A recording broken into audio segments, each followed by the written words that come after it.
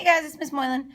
We are going to work through this volume foldable together, so make sure you've got it in front of you, and we're going to do one of each type of different shape. The first one is a triangular prism. So first things first, you're going to want to know what is the formula to find the volume of a triangular prism. That's on your blue formula sheet.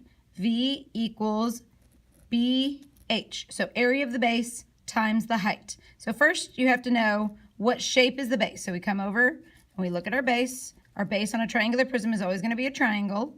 So to find the area of a triangle, we do 1/2 times the base times the height of that triangle. Remember, on a triangle, the base and the height always make a 90-degree angle. So it'd be 1/2 times 6 times 8, and the area of that triangle would be 24. Then we have to do, again, area of the base times the height. So far, all we found was the area of the base. The height of the shape, if it's standing on that triangle base, it will be 12 tall. So 24 times 12 would be 288. So that would be the volume of that triangular prism. On a rectangular prism, same thing. The formula is V equals BH. So we decide what is the base. I'm going to call this rectangle the base. This time it's not 1/2 BH because the base is in the shape of a rectangle. So it's just base times height. So the area of the base is 2. And if it's standing on that base, the height would be 3. So 2 times 3 is 6. Make sure that you're writing this down in your foldable as we're going. Next one is a pyramid. So again, looking at your formula chart, the formula is V equals 1/3. V equals 1/3 BH. So now it's 1/3 of the area of the base times the height. Same thing, we have to figure out what is the base. The base is in the shape of a square, so we have to find the area of that base, which is 2 times 2, which equals 4. Then it would be 4 times 1/3, and if it's standing on that base, it is 3 centimeters tall. So that would be the height. So when we do 1/3 times 4 times 3, that equals 4.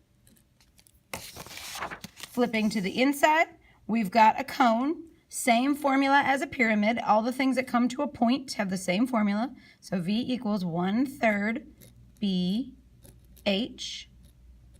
Focus on the base. The base is in the shape of a circle. So we have to find the area of the circle, which is pi r squared.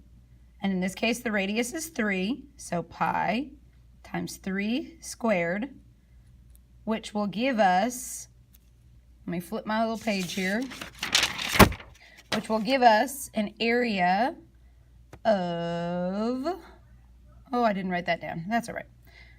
1/3, is that a 2? Fixing that. Okay, times the height, which is 11, times 1/3. So that will give you a total volume of 103.672 ... because it's an irrational number. So make sure you show me those 3 dots to remind me that you know that it's irrational. And then the last shape we're going to do together is a sphere. Looking at your formula chart, V equals 4/3 pi. V equals 4/3 pi r cubed.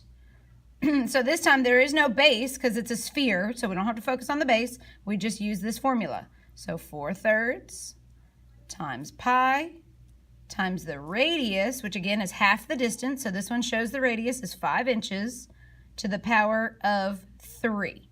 And when I solve that, I've got 523.599 ... inches cubed, because we're talking about volume. So remember, please don't leave your numbers naked like I did. That was terrible. Centimeters cubed because it's volume.